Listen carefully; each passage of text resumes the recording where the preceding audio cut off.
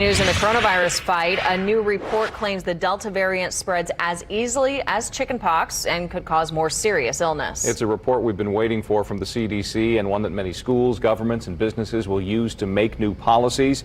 News 8's Brenda Donnelly is on the story. It's already prompted a fairly heavy warning from our own medical expert, Dr. Jerome Adams. He says there may be closures due to this variant. He calls it nasty and says it's different than the COVID-19 we dealt with last year. Let me start with the CDC, though. This is what they're saying publicly, that the Delta variant is causing 80% of new cases across the country. That's this orange color, all within the last 2 weeks. Now, the report is an unpublished internal document from the CDC. It uses a little more colorful language to describe what we're seeing, saying the variant spreads as easily as the chickenpox, meaning one person can infect 8 or 9 others.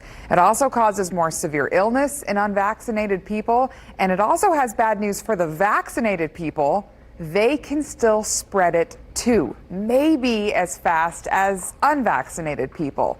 The report does balance that by saying the vaccine prevents more than 90% of severe disease and prevents infection and symptoms in the vaccinated person.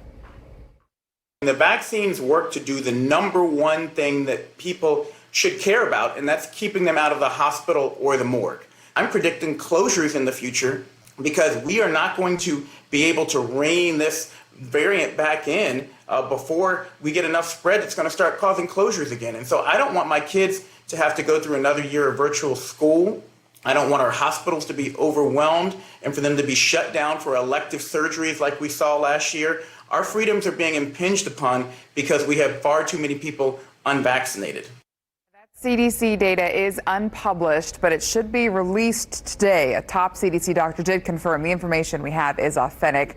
Dr. Rochelle Walensky said they're not crying wolf here, and this is why the CDC changed its mask policy this week. Drew? All right.